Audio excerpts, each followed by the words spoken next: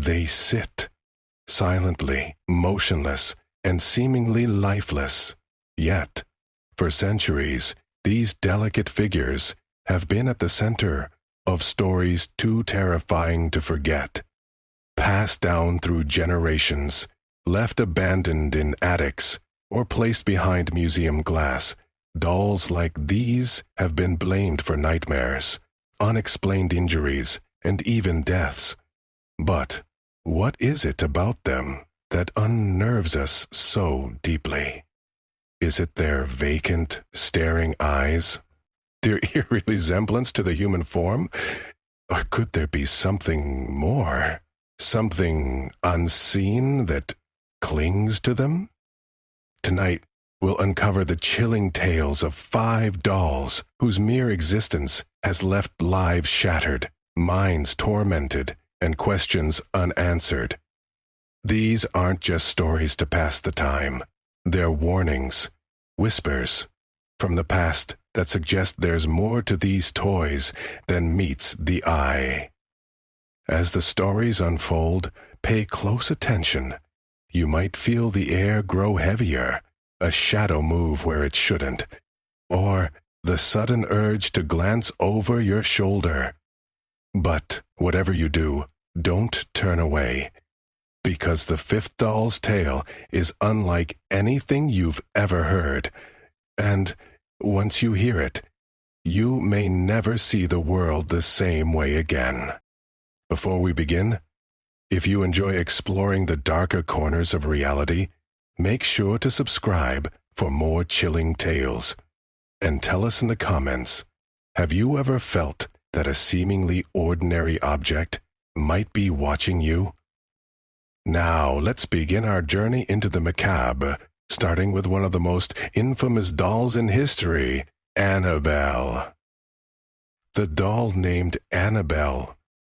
It began in 1970, an innocent gift from a mother to her daughter. Donna, a nursing student, was thrilled to receive the Raggedy Ann doll, a childhood memento that seemed harmless. But what started as a token of affection soon became the center of one of the most terrifying paranormal cases in history. The first signs were subtle. Donna and her roommate Angie noticed the doll seemed to change positions when no one was watching. They'd leave it on the couch only to return hours later to find it standing upright, its tiny fabric arms outstretched. At first, they brushed it off. But then, the notes appeared. The messages were written in crayon on parchment paper, a type of paper the girls didn't own. Each note bore a chilling plea, "Help me." But who, or what, was asking for help? Things escalated quickly. One night, the doll was found kneeling on a chair in the living room. Donna swore she'd never seen it move into such a position before, and when she tried to recreate it, she couldn't. Another night, red stains appeared on the doll's hands and chest, as if it had been involved in something unspeakable. When the doll's behavior turned violent, with scratches and bruises mysteriously appearing on a friend who visited the apartment, Donna and Angie turned to a priest for help. That's when Ed and Lorraine Warren entered the picture. Ed and Lorraine Warren, the renowned paranormal investigators, were called in to investigate. Lorraine, a self-proclaimed clairvoyant, claimed the doll wasn't just haunted. It was the vessel for a malevolent force. According to the Warrens, the entity wasn't the spirit of a child, as the doll seemed to suggest. It was something far more dangerous, masquerading as innocence to gain the trust of its victims. The Warrens determined that the doll was being manipulated by a demonic presence, using it as a means to sow fear and chaos.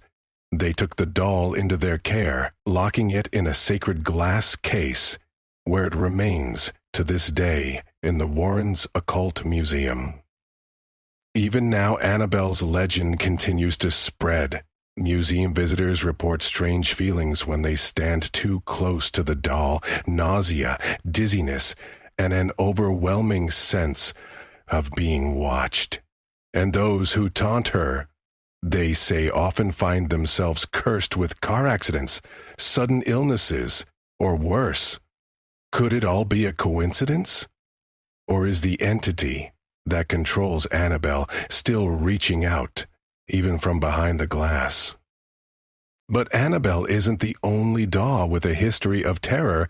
Our next story takes us to the early 1900s, where a boy's best friend turned into his family's worst nightmare. Meet Robert the Doll. Robert the Doll. Key West, Florida, a tropical paradise known for its sun-drenched beaches, vibrant culture, and ghostly legends. Among these tales is one that continues to chill the hearts of locals and visitors alike. The story of Robert the Doll and visitors alike is given a gift that would shape the course of his life and the lives of many others.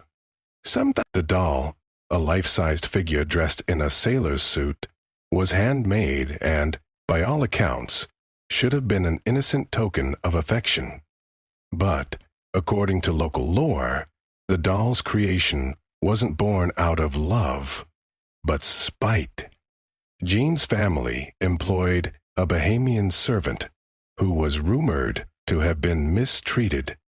Some say she imbued the doll with a curse, binding it with forces no one could fully understand.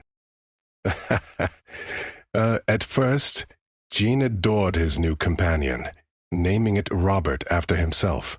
The two were inseparable. But it wasn't long before the doll's presence began to unnerve those around him. Jean insisted that Robert was alive, holding full conversations with the doll behind closed doors. His parents dismissed it as harmless childhood imagination, until the voices they overheard, coming from Jean's room, didn't sound like his own. They described one as Jean's familiar voice and the other as low, gravelly, and unnatural. Then came the chaos. Furniture would be overturned, dishes shattered, and belongings ruined. When confronted, Jean would simply point to Robert and say, "It wasn't me, it was Robert." The boy's wide-eyed innocence was unsettling, and his parents began to fear there was more truth to his words than they cared to admit. Neighbors claimed to see the doll peering out from Jean's bedroom window, its painted eyes following their every move. This might not seem unusual, except that the family swore Robert was kept locked away in the attic. When Jean grew older and inherited the family home, Robert returned to his side as if the years apart had never happened. Jean's wife reportedly despised the doll, claiming she often heard it giggling or shifting when no one else was in the room. Despite her protests, Jean refused to part with his beloved Robert. In time, Jean passed away, and the house was sold to new owners. But Robert didn't stay behind. He was discovered in the attic, and stories of his eerie antic quickly spread through the community. The new owners reported hearing footsteps echoing in the empty halls and doors creaking open on their own. And of course, Robert remained in the spotlight, his unsettling presence at the center of it all. Today, Robert resides in the East Montello Museum in Key West, kept inside a glass case that serves as much to protect him as to protect those who visit him. Museum staff tell tales of lights flickering, equipment malfunctioning, and sudden chills in the room where Robert sits. Guests report similar experiences, along with an overwhelming feeling of being watched Some swear they've seen Robert's facial expression change, his lips curl into a faint smirk, or his eyes blink. But perhaps the most infamous aspect of Robert's legend is his curse. It is said that if you visit the museum and fail to ask for his permission before taking a photo, letters from across the world line the walls of the museum, filled with apologies from those who mocked or disrespected Robert during their visit. Their stories range from minor inconveniences to tragic accidents. Would you dare visit Robert the doll? And if you did, would you ask for his permission to take a photo or risk the consequences? Share your thoughts in the comments below. Robert the doll's story is a haunting reminder of how something so seemingly innocent can become a source of dread. But as unsettling as Robert may be, our next story takes the horror to an entirely new level. Imagine finding a doll in the attic that cries, disrupts technology, and seems to thrive on your fear. Meet Mandy the Haunted Doll. Mandy the Haunted Doll. In a quiet Canadian town, tucked away in the corner of a rural farmhouse attic, lay an unassuming porcelain doll. Her delicate features were marred by cracks, her glassy eyes lifeless, yet strangely captivating. To the farmer who discovered her, she was simply an old relic of the past. But Mandy, the Haunted Doll, would soon prove to be anything but ordinary. It all began with subtle disturbances. The farmer reported hearing faint, heart-wrenching cries in the dead of night, a sound that seemed to echo from the attic. Thinking it might be an animal trapped in the house, he investigated, only to find the doll sitting alone in a dusty corner. The cry stopped the moment he picked her up, but the unease lingered. He didn't want her in his home any longer, and decided to donate Mandy to the local Kennett Museum. He thought the doll's story would end there, but for Mandy, it was only the beginning. From the moment Mandy arrived at the museum, strange events began to unfold. Staff reported hearing unexplained noises, soft whimpering, like a child lost and scared, coming from the exhibit room, even when no one was there.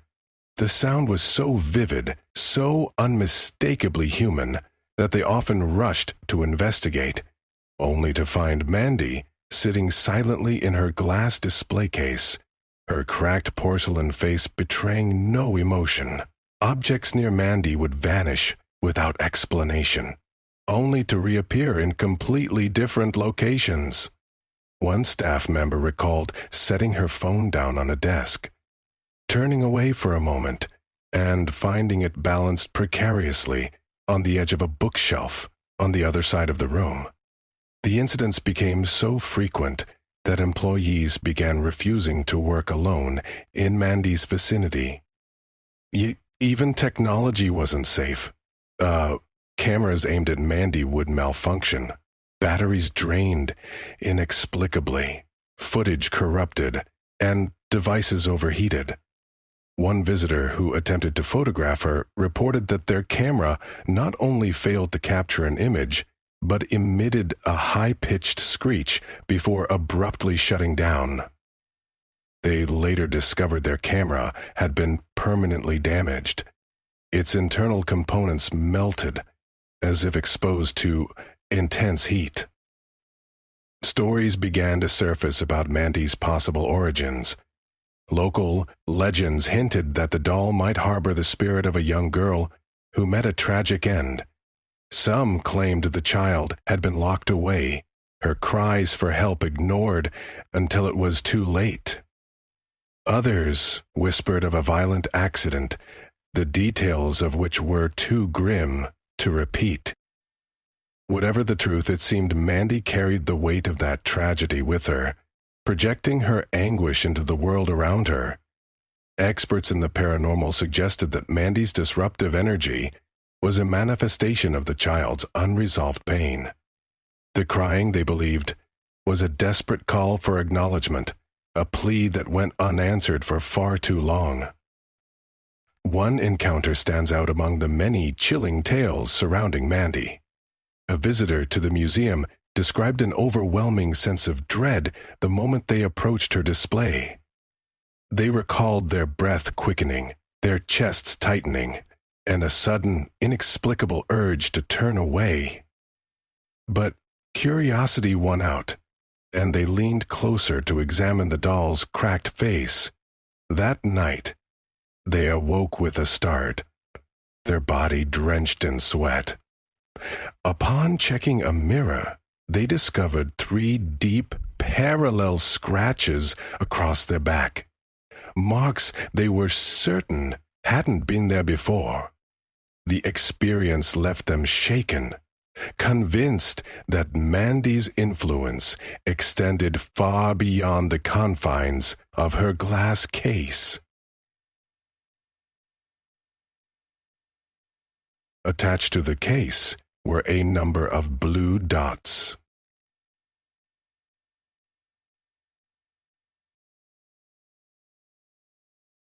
The spirits left them shaken, convinced that they had committed something they could not rid themselves of entirely. It's not stained, and yet it remains. Mandy's story is one of sorrow and chaos, a haunting reminder of how past traumas can linger in unexpected ways. But as disturbing as Mandy may be, our next doll's connection to the supernatural takes things to an even darker place. Imagine a doll with a past so intertwined with witchcraft and curses that even touching it could invite catastrophe. Prepare yourself for the tale of the infamous Papa. In 1918, in the northern regions of Japan, a young boy named Ekichi Suzuki stumbled upon a quaint doll in a small shop while visiting the city of Sapporo. The doll, standing at just 16 inches tall, wore a traditional kimono, its porcelain face delicately painted, and its black hair perfectly styled in a straight bob with bangs. Enchanted by its beauty, Ekichi purchased the doll as a gift for his 2-year-old sister, Okiku. Little did he know, this innocent act of brotherly affection would mark the beginning of one of Japan's most enduring paranormal mysteries. Okiku loved the doll dearly, naming it after herself and keeping it by her side day and night. But tragedy struck when the little girl succumbed to a sudden illness, leaving her family devastated. In their grief, they placed the doll on an altar in her memory, a practice deeply rooted in Japanese practice, such as koeigo. What happened next, however, defied explanation. The first sign that something was unusual came months after Okiku's passing. The family noticed that the doll's once trimmed hair had grown longer, extending past its shoulders. Initially dismissing it as a trick of the light or memory, they trimmed the hair back to its original length. Yet, within weeks, it grew again. The phenomenon continued, no matter how many times the hair was cut. Local monks, consulted for their insight, suggested the unthinkable. Okiku's spirit had taken residence within the doll, her essence tethered to the physical world through this cherished object. When the family eventually moved away from the region, they entrusted the doll to a local shrine in Hokkaido, where it has remained ever since. Visitors to the shrine report an eerie energy surrounding Okiku. Some claim to hear faint whispers when standing near her, while others describe a sensation of being watched. Those who have spent time with the doll often speak of unshakable unease, as though the air around her is heavy with emotion, grief, longing, and something else entirely. To understand Okiku's story is to delve into the heart of Japanese spiritual beliefs. In Japanese folklore, objects, particularly those that hold deep emotional connections, can become vessels for spirits. Known as tsukumogami, these objects are thought to acquire a soul after years of use, or when linked to significant events. Okiku's doll, tied so closely to the love and sorrow of her family, fits this belief seamlessly. For many, her growing hair is not merely a biological anomaly, but a manifestation of her spirit's lingering presence. Scientists who have studied the doll have confirmed that its hair is human, though they cannot explain how it continues to grow.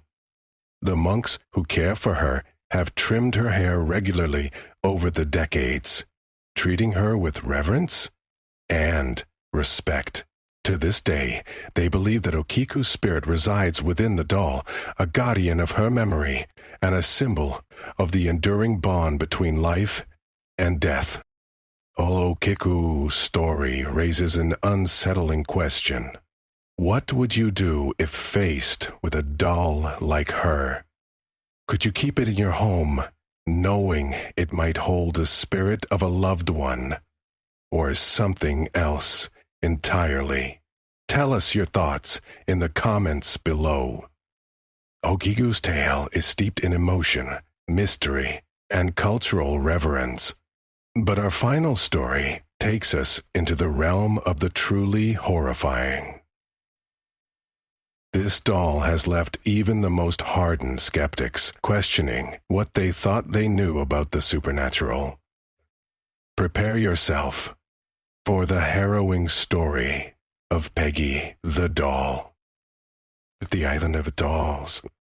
Deep in the canals of Xochimilco, Mexico, lies a place that seems torn from the pages of a nightmare, a remote island where countless dolls hang lifelessly from trees, their decaying faces, battered by time and weather, watch in eerie silence, as if waiting for something or someone. This is the Island of the Dolls, a place with a story as haunting as the dolls themselves. The legend begins in the mid-20th century, when a man named Don Julian Santana Barrera retreated to the island to live a life of solitude. One day, as the story goes, he discovered the body of a young girl who had drowned in the canal. Overcome with guilt for being unable to save her, he soon began to experience strange and unsettling occurrences. He claimed to hear whispers in the wind, soft cries of a child, and footsteps around his hut, though he was alone. One day, Julian found a doll floating in the water near where the girl had drowned. Believing it belonged to her, he hung it from a tree as a gesture of respect. But this simple act marked the beginning of a lifelong obsession.